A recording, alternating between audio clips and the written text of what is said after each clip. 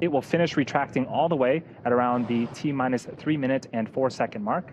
And at the T-minus 0 second mark, the transport erector will retract further away, all the way to 45 degrees away from Falcon 9. The transporter has a couple of jobs. It provides liquids, gases, electrical connections to the second stage, as well as air conditioning to the payload fairing. You can start to see it retract there to its pre-launch position. The first and second stages are both nearly fully loaded with 1 million pounds of kerosene fuel and liquid oxygen. The first stage should finish propellant loading in just a few seconds, and the second stage will finish around the T-minus 2 minute mark. Togo verification. At the T-minus 60 second mark, Falcon 9 is in startup. This means that the rocket's autonomous internal flight computers have taken over the launch countdown. Stage 1 lock, slow close out. At the T-minus 2 second mark, we light the Merlin engines. We use TTEB as our ignition fluid. When it mixes with oxygen, it burns a green colored flame. We then allow the fuel into the thrust chamber, and the engine comes to power for liftoff at T0. The Starlink payload continues to be healthy. The Falcon 9 team is tracking no issues on the rocket.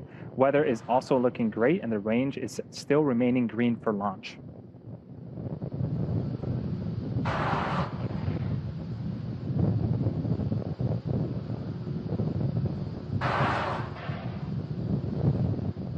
In just a few seconds, we should hear a call out for LOX loading complete, and that will wrap up the last.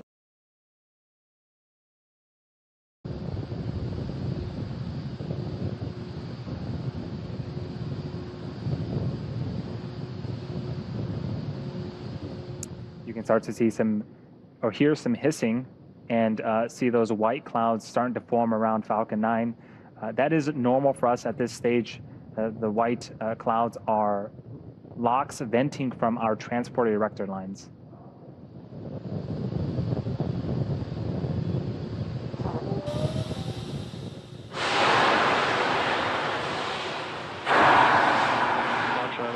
Launch abort has started. It does look like we have held the countdown. It was an abort call, so give us a few moments. We're going to check in with the team and listen on LaunchNet to see if we can get some more information to share. LD on countdown. We have an abort at T-minus 1 minute and 24 seconds.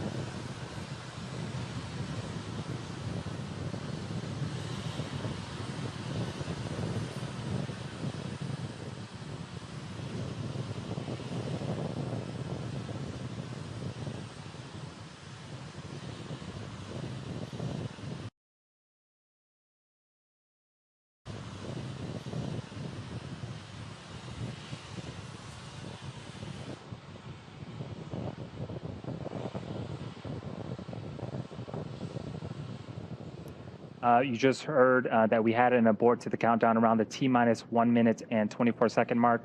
Prior to the countdown, everything was proceeding nominally. Now keep in mind that the purpose of the countdown is to help us catch any potential issues prior to flight.